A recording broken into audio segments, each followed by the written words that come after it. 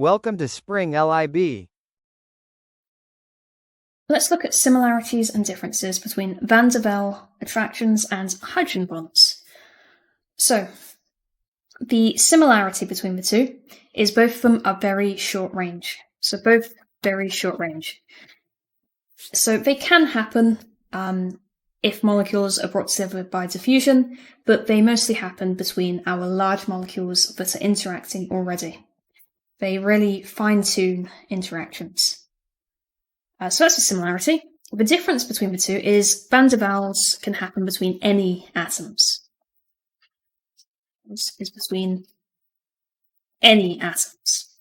Whereas hydrogen bonds, they need the specific group to interact. But hydrogen bonds are specific, and they are specific to polar bonds, polar covalent bonds, and they have to involve a hydrogen. So specific to polar covalent bonds involving a hydrogen atom and an oxygen or nitrogen atom.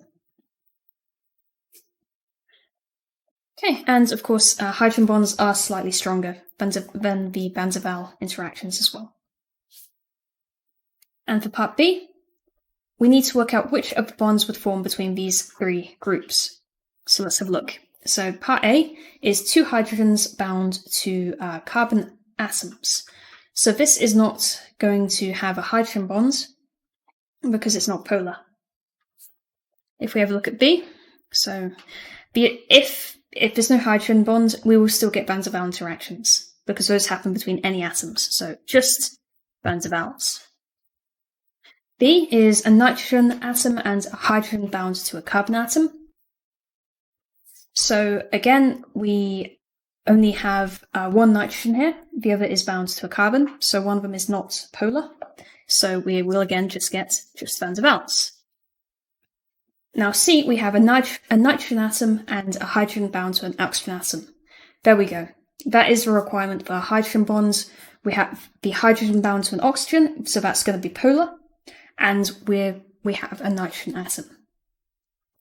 So the problem with B was that the hydrogen was bound to a carbon, so it was a non-polar interaction, but C, hydrogen bound to oxygen, is polar. So we get both.